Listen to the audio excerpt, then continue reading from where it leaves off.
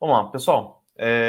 Mais uma vez, esse estudo ele é baseado no livro O Mundo Precisa de um Pai Treinador, de Cass Kessers, e traz todo um embasamento teórico, aquilo que a gente já percebe de forma intuitiva, com alguns detalhes que a gente acaba não prestando atenção no nosso dia a dia, e a gente vai levantar essa bola aqui.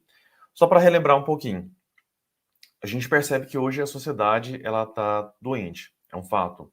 A gente vê muitos problemas acontecendo no nosso dia a dia, valores completamente invertidos, as pessoas buscando fugas alternativas para dores emocionais, para situações complexas, e tudo isso não passa da superfície do iceberg. E a gente precisa encontrar qual é o problema de fato, a gente precisa ir até a raiz dessa questão, dessa situação.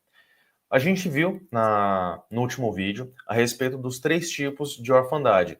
O primeiro é de morte ou doença grave, que é aquilo que a gente já conhece muitas vezes. O pai ele é cometido por uma doença que impossibilita ele de estar treinando, participando da vida do seu filho também. Tem o divórcio ou abandono, que é justamente quando o casal ele se separa e sem ter aquela presença paterna, existe um vácuo ali de uma situação, de uma orientação, de uma participação na vida dessa criança. E o último tipo é o negligência e inatividade. É aquele pai que está ali em casa, ele está presente em corpo, mas não acompanha, não transmite amor, não transmite valores, não educa o seu filho, não treina ele para a vida, para aquilo que ele vai enfrentar no seu futuro. Bom, a gente viu também essa escala da influência em cada idade dessa criança, onde a gente viu que do 0 até os 6 anos, quem mais influencia a criança é a mãe, transmitindo afeto, atenção, carinho. As principais habilidades emocionais a criança ela vai desenvolver justamente nessa idade, por isso é tão importante o acompanhamento mais próximo da mãe. E é claro, o pai ele vai dar o apoio, vai dar o suporte, ele vai participar também, né? Mas o principal papel que é desempenhado aqui é pela mãe. A partir dos 7 até os 11 anos, aí entra a influência do pai. O pai ele vai transmitir os seus valores, respeito à autoridade, disciplina, como lidar com determinadas adversidades. É o momento onde o pai ele vai saber dizer não para a criança, para o filho, no momento que precisa, e vai ser também aquele suporte, aquele apoio nos momentos mais necessários ali, onde a criança ele precisa ter alguém para poder ajudar a superar determinadas situações da vida. Bom, agora a gente vai focar no quê? Na segunda parte, o segundo ponto onde a gente trata a respeito do divórcio ou abandono. Bom, em 2021, o Brasil atingiu o seu recorde em números de divórcios, chegando a uma marca de mais de 50% dos casais sendo desfeitos. A gente vê que é uma realidade hoje em dia e é muito complicado. Alguns casos, os pais se divorciam antes de ter o primeiro filho. Em outras situações, já com o casal bem mais maduro, os filhos maiores de 18 anos, também acontece o divórcio. Agora, o principal problema, o que gera muito estresse, é justamente quando essa separação acontece, quando já existe um filho ali, já tem uma criança que precisa de cuidado, que precisa de atenção, que precisa da família como um todo para poder se amparar e se desenvolver. E é justamente nesse ponto que a gente precisa entender o que pode ser feito.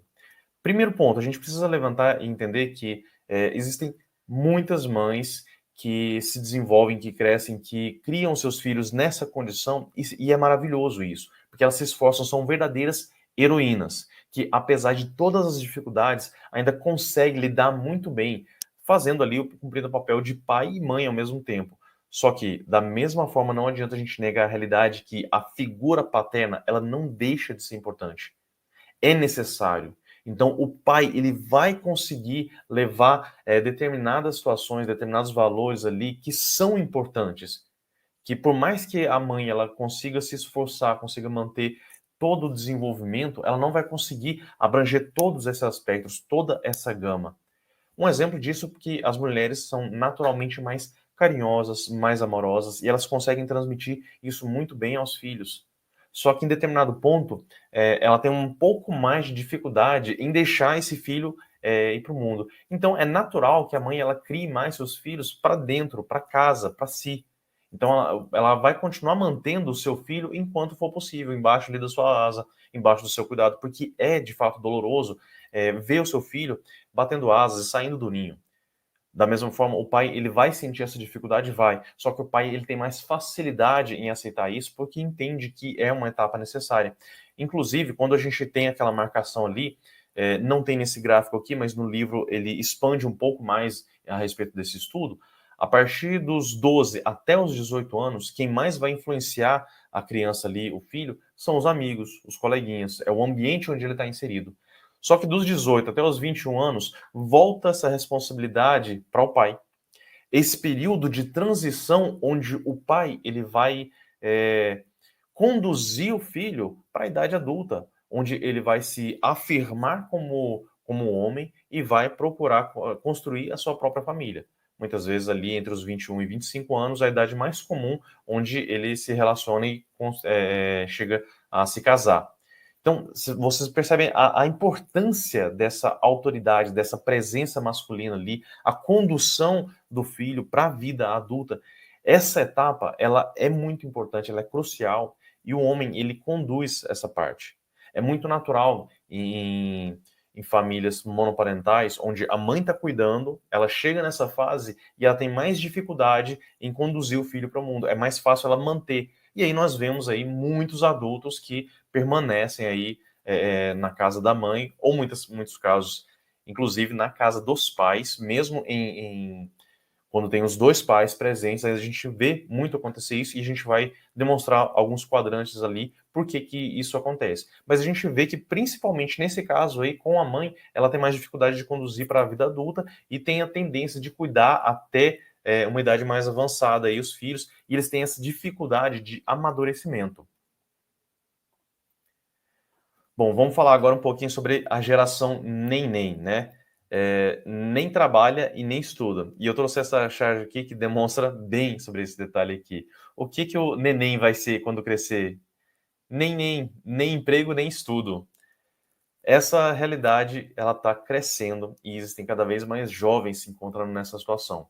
Eles não estão estudando, não estão trabalhando. Muitas vezes até existe a questão de abandonar o estudo temporariamente ali para tentar procurar um emprego. E porventura acaba não encontrando emprego e se encontra nessa situação.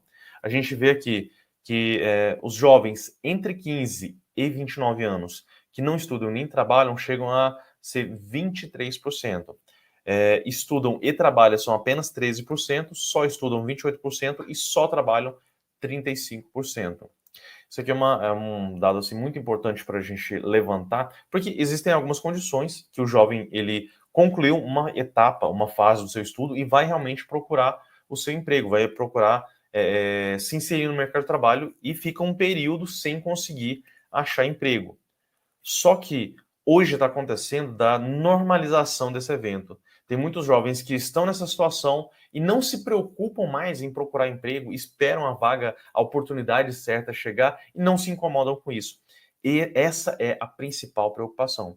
A gente vê em gerações anteriores, onde o principal marco na vida ali, o que vai separar ali a adolescente, a juventude da fase adulta, é se mudar da casa dos pais, começar a morar sozinho, ter o seu emprego, se desenvolver. Hoje em dia parece que já não tem mais essa preocupação. Por quê? Os pais estão conseguindo cuidar dos filhos cada vez em uma idade mais avançada. Antigamente a gente sabia que era comum ter acima de 3 filhos, 3, 4, 5 filhos, então os pais teriam um pouco mais de dificuldade de cuidar de todos esses filhos numa idade adulta. Então era mais comum eles já começarem a se virar e já sair do ninho. Só que hoje em dia, muitos casais eles optam por ter apenas um filho e assim eles conseguem cuidar desse filho até 25, 30, 35 anos e é aquele adolescente de 35, de 40 anos que a gente vê aí. É uma realidade e acontece por que razão? Muitas vezes entra nessa questão aqui. Nesse quadrante, com esse quadro aqui, a gente vai começar a falar a respeito do terceiro tipo da orfandade, que é a negligência. O pai que está presente, mas ele não participa, não educa, não treina o seu filho para a vida. Então a gente vai começar aqui, ó, no primeiro quadrante. Essa aqui é uma escala onde de baixo para cima, no eixo Y aqui, é o amor, atenção, afeto, carinho. E aqui no eixo X, da esquerda para a direita, seria o controle.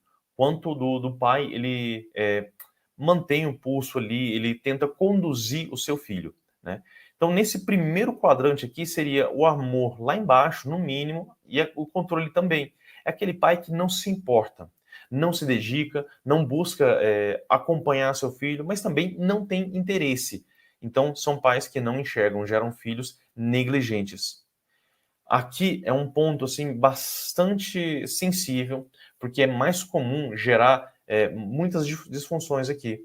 A criança, ela simplesmente ela se cria, né? Ela acaba quebrando a cara, acaba cometendo muitos erros e é muito comum, muito fácil um jovem nessa condição ir para os vícios, né? Então são crianças mais estressadas, mais ansiosas, elas podem buscar essa vazão nas drogas, más companhias, relacionamentos tóxicos. Agora, nesse quadrante aqui, o superior esquerdo é o pai permissivo. A gente vê aqui ó, que na escala de amor já vem subindo, então nós temos um amor muito grande, mas o controle nulo. São pais que geram filhos inseguros. Normalmente, nessa situação aqui, pode acontecer também no caso de separação, onde o pai ele se vê afastado ali do filho e para ter atenção, para ter o carinho, para ter o afeto, ele acaba tentando comprar esse amor do filho através de presentes, levando em parques, tentando proporcionar entretenimento. É aquela situação que a gente já falou. O pai chega, pega o filho ali na sexta-feira, no sábado, para poder participar, mas ao invés disso, ele vai só brincar, se divertir, leva num parque, dá presentes, chega no domingo, deixa com a mãe, aí pensando que cumpriu o seu papel, o seu dever como pai, sendo que está sendo só mais um coleguinha, o amiguinho de brincadeira que banca toda a diversão, só isso. E aí deixa de estar presente, de acompanhar, de ensinar valores, de dizer não no momento em que se deve dizer não, ensinar todas essas questões para o filho. E muitas vezes o filho ele vai crescendo, à medida que vai evoluindo essa situação, os presentes também vão escalando. Primeiro é um brinquedinho, depois é um celular, e aí chega na questão de dar o celular top de linha, a última geração. Chega até o extremo de que quando o filho ele é presenteado, por exemplo, o pai deu o iPhone 11, quando já foi lançado o 12. É possível que aconteça na mente da criança, poxa, o amor do meu pai está diminuindo. Ele não me deu o iPhone 12. Por quê? Porque a medida de amor, de carinho ali da criança é o quanto ele é presenteado, é o valor do presente que ele acaba recebendo. É claro que, como ele não recebeu isso, não se esforçou para ter aquilo, ele acaba também rejeitando muito mais fácil esses presentes. É aquela criança que, por conta de uma revolta, de uma rebeldia de coração, acaba brigando com o pai e joga o telefone, iPhone 11 no chão, né? Então a gente vê que acontece bastante. O outro aspecto seria o pai autoritário, aqui no quadrante inferior direito. O que, que acontece? Aqui o amor já está lá embaixo, mas o controle está no máximo. Esse é um ponto também perigoso, porque eles geram filhos rebeldes ou humilhados, que pode acontecer uma situação ou outra dependendo do tipo da personalidade da criança. Quando o pai ele é muito duro, e muitas vezes porque ele aprendeu dessa forma, ele foi criado dessa forma, o pai dele foi muito rígido, criou ele com rédea curta, e aí ele acaba também, como ele aprendeu esse comportamento, ele vai replicar da mesma forma. Então, criando os filhos de forma mais dura, mais ríspida, com pouco carinho. E aí o que acontece? O filho, quando ele é um pouco mais passivo, ele aceita esse autoritarismo, então ele abaixa a cabeça. É muito comum, nesses casos, o pai, inclusive, decidir o futuro do filho. Decidir qual vai ser o emprego, qual vai ser o curso que ele vai fazer na faculdade. É aquele pai que não observa, não vê os talentos que o filho tem. E outro ponto muito importante, é importante a gente observar e conhecer muito bem o filho, e muitas vezes você vê que ele tem talento para uma determinada coisa ali. Ah, eu quero que meu filho seja médico. Poxa, mas ele não pode nem ver sangue direito. E aí pergunta, ele vai ser um bom profissional? Vai ser aquele tipo de médico que para ele tudo é virose, dor de cabeça e virose, tudo passa só um paracetamol e pronto. Por isso é tão importante você está acompanhando de fato o seu filho. E o outro caso é a questão do filho que se torna rebelde. Ele não aceita essa imposição, esse autoritarismo, e acaba sendo completamente rebelde, agindo de forma que ele quer demonstrar essa oposição ao autoritarismo. E muitas vezes é comum ele, principalmente na adolescência, na fase onde a influência dos amigos é muito forte, ele se relacionar com amigos que seriam os mau elementos ali, amigo que vai acabar levando para um mau caminho, direcionando para as drogas, o caminho da violência também. Então, a criança acaba se tornando um delinquente, na maioria das vezes, nesses casos onde eles se tornam muito rebeldes. E o último quadrante aqui, o superior. Vou voltar aqui. O último quadrante aqui da autoridade, o superior à direita. Nós vemos aqui que o amor, ele já é no topo aqui, o amor máximo, e o controle também é aquele pai que cuida, que está presente, que busca direcionar o seu filho. Então, são pais companheiros que geram filhos maduros. Essa é a parte onde a gente precisa buscar. A gente precisa entender e internalizar esses conceitos justamente para conseguir alcançar esse aspecto aqui, onde o pai, ele, ao mesmo tempo que ele é firme, ele sabe dizer não no momento em que precisa dizer não, mas ele também é companheiro. Ele sabe estar presente ali no momento em que o filho ele está precisando. E é algo assim interessante a gente estar buscando. Houve uma pesquisa que eles buscaram no grupo de controle várias crianças lá junto com os seus respectivos pais. Foi pedido que eles desenhassem a imagem de Deus lá no papel.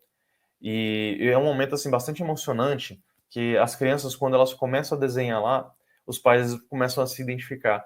Ou seja, a criança, ela tem a imagem de Deus relacionada ao seu pai. Então é muito forte isso, foi bastante emocionante essa situação. E aí, o que a gente pode levar disso? A criança, ela acaba tendo a percepção de Deus como ela foi tratada pelo pai.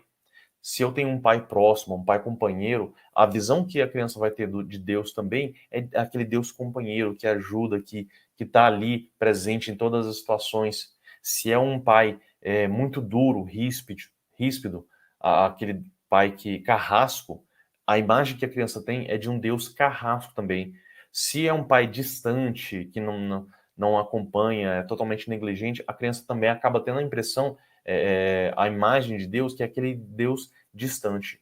Por isso é tão importante a gente entender sobre todos esses aspectos. Bom, vamos lá. Agora, o caminho para curar essas feridas emocionais. O primeiro aspecto é aquela questão que eu perguntei no último vídeo lá que a gente tratou. Quantos de nós fomos realmente treinados para sermos pais? Para ter uma família, para cuidar do meu filho, para estar presente ali? Essa é uma questão assim muito importante porque muitas vezes é comum, assim como eu, outras pessoas também vão ter passado pela orfandade, que seja pela separação, que seja pela negligência, e isso gera muitas feridas, gera muitos problemas. A gente entende o quanto isso machuca, o quanto é sensível. Então, o primeiro passo é a gente reconhecer isso e começar através do perdão. Perdoar é libertar um prisioneiro e descobrir que o prisioneiro era você.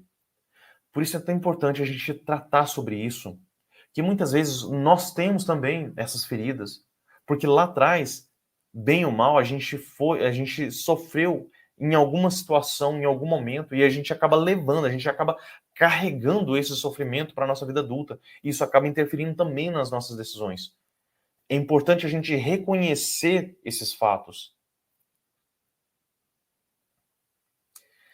Então vamos lá. Primeiro ponto, assumir o problema.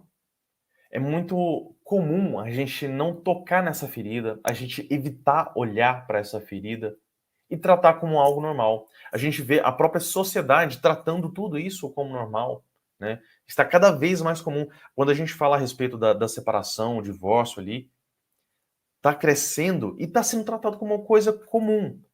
Não que as pessoas se tornem pessoas más, pessoas piores por estar se divorciando, Mas o que que a gente precisa tirar de informação sobre isso?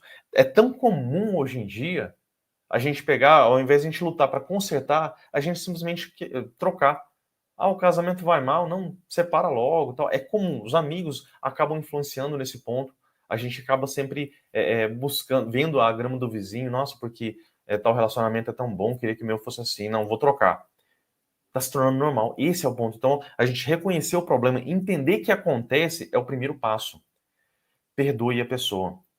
A primeira coisa que a gente precisa ter em mente é que se a gente passou por essa situação, a gente vivenciou esse problema, a gente carrega essas feridas, a gente precisa perdoar. Não é uma tarefa fácil, mas é necessário. Eu sei que é difícil, muitas vezes é comum nessas situações a briga entre pai e filho. Os corações se distanciam de tal forma que até um diálogo é difícil. Quantos filhos perderam contato com os pais ou não conversam, muitas vezes acabam levando para esse ponto. Exatamente, perdão é tudo. Então, quando a gente começa a entender isso, e aquela questão, a gente pode ter sofrido sobre essa situação, a gente pode ter passado por isso, carregar essas feridas, mas a gente precisa entender que pessoas feridas ferem. Muito provavelmente, nossos pais, eles lutaram, se esforçaram, eles fizeram o melhor que eles podiam diante daquilo que eles tinham. Muitas vezes, aquele pai que é um pouco mais duro, que ele não demonstra tanto carinho, que ele não está ali, ele tenta controlar demais, foi a forma como ele aprendeu, foi a lida que ele teve, foi o pai, o modelo de pai que ele teve. Então a gente precisa entender isso para poder perdoar. Dê um passo em direção à cura interior. Vamos olhar para dentro de nós mesmos e entender o que disso precisa ficar para trás. A gente precisa aceitar, perdoar e colocar uma pedra nesse assunto. É um processo de cura, não é fácil. É como hoje a gente está reconhecendo que existe essa ferida. A gente começou a limpar, a gente começou a tratar. Não é fácil, é doloroso, mas é necessário. A partir daí que vem a cura. E aí começar a andar juntos com esse propósito. Se a gente quer impactar, se a gente quer mudar essa sociedade, a gente falou sobre isso no começo de cada uma dessas instruções aqui, sobre essa realidade que a gente está enfrentando, sobre as dificuldades, os valores, todo esse marasmo aí que a gente vê, a inversão dos valores, as pessoas completamente perdidas no mundo, adultos imaturos, incapazes de enfrentar a realidade. A gente viu a questão dessa geração nem. Mas se a gente quer impactar o mundo, a gente precisa começar por nós mesmos. A gente precisa começar a melhorar isso. A gente precisa começar essa transformação por nós. A partir de então, a gente vai começar a mudar a família. E o mundo ele é composto das famílias também. A partir do momento que a gente começa a criar filhos saudáveis, maduros para o mundo vai naturalmente se tornar um lugar melhor por conta dos valores que a gente está desenvolvendo dentro da nossa família. Isso aqui é um estudo na neurociência que fala a respeito do neurônio espelho. Normalmente é associada à empatia. É a nossa capacidade, a nossa habilidade de perceber como o outro se sente, sentir como o outro sente. É aquela questão, quando você chega em casa cansado, estressado, diante de um dia que foi notoriamente difícil, e você começa a jogar toda aquela negatividade na sua família, você acaba tornando aquele ambiente negativo também. Agora, a partir do momento que você coloca os pés na sua casa, você deixa tudo aquilo para trás e tenta, se esforça para manter um ambiente bem, para estar melhor no momento em que você está dentro de casa, que você vai viver ali um ambiente diferente, você acaba transmitindo isso para toda a sua família. Mais um ponto de você mudando a si mesmo, você influencia todas as pessoas ao seu redor. Bom, uma frase aqui de Martin Luther King. Somos chamados a ser pessoas de convicção, não de conformidade, de nobreza moral e não de respeitabilidade social. Somos ordenados a viver de uma forma diferente e de acordo com uma lealdade mais elevada. Temos de fazer uma escolha. Será que vamos continuar a marchar com o som da batida da conformidade e em respeitabilidade, ou será que vamos ouvir a batida de um tambor mais distante e nos mover em direção aos sons que ecoam? Será que vamos marchar apenas ao som da música do tempo? Ou será que vamos arriscar a sermos criticados? Aqui ficou complicado para mim. Marchando ao som da música da eternidade que salva a alma. O que eu quero dizer com essa citação aqui de Luther King? A gente pode simplesmente continuar hoje do jeito que as coisas estão, já que é normal, já que é comum, já que todo mundo está aceitando do jeito que está, ou a gente vai começar a mudar, ou a gente vai ser essa transformação que a gente quer para o mundo. Essa é a real alegria da vida, ser usado para um propósito superior. Minha vida pertence à comunidade inteira. Eu quero ser completamente esgotado quando eu morrer. A vida é um tipo maravilhoso de tocha. Quero fazê-la queimar com o maior brilho possível, antes de entregá-la às futuras gerações. George Bernard. O que eu quero trazer sobre isso é o propósito naquilo que a gente está trabalhando. Da mesma forma que eu aprendi muito com esse curso, que foi muito profundo para mim e tem transformado a minha vida. Eu ainda estou engateando, estou dando os primeiros passos, mas eu quero ajudar outras pessoas também a mudarem as próprias vidas, a romperem essa corrente, a tornarem a sua vida a mudança que a gente quer fazer na sociedade, nas nossas famílias, nas próximas gerações. Vamos romper esse ciclo vicioso. Muitas vezes eu me machuquei, eu me feri da forma como aconteceu minha vida, sou órfão, aceito isso, mas quero fazer diferente. Eu quero fazer diferente para as próximas gerações, para o meu filho. Eu quero fazer diferente para o futuro e para o mundo também. Então vamos começar a plantar essas sementes, né? Primeiro curando as nossas feridas, cuidando das nossas famílias, compartilhando essa informação e participar desse movimento também. Bom, mais uma vez eu vou deixar aqui as formas que vocês podem ter acesso a todo esse conhecimento, que aqui eu só arranhei a casquinha, que tem muito mais coisa boa aí. Oséias Batista, boa noite. Boa noite, pessoal aí que está entrando agora. Então, só para fechar aqui, nesse QR Code aqui tem o curso O Mundo Precisa do Pai, com o Pastor Klaus, que ele tem uma profundidade imensurável, é muito conteúdo, é bastante denso. Quem quiser adquirir o livro, tem aqui no site www.editoracristãevangelica.com.br ou então no www.omundoprecisadeumpai.com.br para poder aprofundar mais, para a gente poder conhecer mais. E eu quero trazer novos conteúdos também. A gente pode fracionar isso aqui, porque tem muito mais coisa que a gente pode tratar. Eu tentei trazer o mais importante, o mais condensado possível, para a gente conseguir, em 2 aulas, elaborar o máximo possível, para a gente já começar a fazer essa mudança. E quem quiser entrar em contato aqui, no Instagram, Leonardo Vieira Pro, para a gente poder bater um papo, trazendo mais conteúdo, mais diálogos, talvez futuras lives aí sobre esse assunto. Bom, e aí, quem quiser deixar qualquer dúvida aqui, fazer um comentário para a gente conseguir fechar todo esse material. Não é não, Fábio? Isso aí, gente. Até perguntei agora no chat, né? Estão me ouvindo? Estou te ouvindo aqui. Me ouvindo aí? Uhum. Ok. Então, essa é a segunda aula. Vou deixar aqui na descrição o link da primeira aula.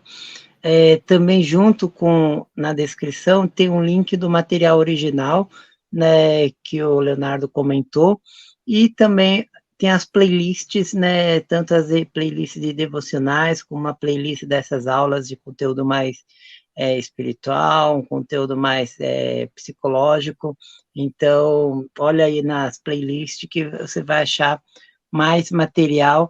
E toda quarta-feira a gente quer fazer mais ou menos nesse horário, né, às 9h30, que é o horário que a gente chega em casa. Acabei de chegar, então eu já chego já ligando todos os computadores, as coisas aqui para colocar, né, tudo online. Deixa eu ver, tem uma pergunta aqui. Oséias, deixa eu colocar a pergunta do Oséias aqui na tela. Como podemos nos posicionar, já que temos muitos compromissos e o tempo não está a nosso favor? Quer responder essa, Leonardo? É um verdadeiro desafio, porque o mundo, a vida moderna acabou levando para esse ponto. Tem alguns conceitos lá, quem conhece o Olavo de Carvalho, ele até comenta sobre isso, né? Que as mulheres ganharam o direito de poder trabalhar, que antes, basicamente, só o homem que provia a casa, e aí as mulheres poderiam dedicar mais tempo com os filhos, né? Então elas ganharam o direito de se sujeitar a um patrão, de estar trabalhando mais, e acabou se tornando cada vez mais normal, porque a gente traz aquele pensamento de que não, eu vou deixar bens, eu vou deixar posses, eu vou deixar uma herança para o meu filho, quando o que é mais importante é deixar um legado. Eu sei que é um desafio, a gente precisa equilibrar essa questão, mas a família, ela precisa vir em primeiro lugar. Porque muitas vezes a gente pensa assim, sou médico, estou fazendo assim 5 plantões a semana, já focado para poder deixar, colocar meu filho na melhor escola, dar para ele tudo de bom e de melhor que tem, poder presentear ele, mas aí vai chegar lá no futuro e ele vai ter aquela carência assim, poxa, eu queria ter tido meu pai próximo, eu queria ter podido contar com ele. Eu tomei várias decisões erradas aqui que eu poderia ter tido orientação do meu pai. E isso é uma ferida que fica. Às vezes, eu conheço famílias onde são famílias humildes, não têm muitos bens, mas tem amor, tem carinho, tem Deus ali dentro daquela casa, bem representado. Então, o que acontece? Existe felicidade. Eu tenho um amigo que ele se esforçou muito, ele vem de uma família humilde, que ele realmente batalhou muito, passou num concurso, e muito disso ele dedica aos pais que não tinham muito, mas eles se esforçaram para fazer o melhor para ele. E ele é feliz com isso, ele é em paz, ele é pleno dessa forma. Maduro, apesar de jovem, muito maduro, a gente vê a diferença. E muitas vezes a gente vê o oposto também, pais que se dedicam muito ao trabalho, pensando que querem dar ao seu filho tudo aquilo que não teve, né? E acaba esquecendo de dar o mais importante, que é a presença ali, o carinho, o afeto. Eu sei que não é fácil, é uma decisão difícil. A gente sabe que tem que pagar as contas ali, tem que poder manter a casa. Então, mas é importante a gente tentar equilibrar ali, né? Ter esses momentos, que seja no final de semana, às vezes de longe, mas é importante acompanhar. E eu tenho certeza que a partir do momento que a gente tem isso em mente, a gente começa a criar as oportunidades.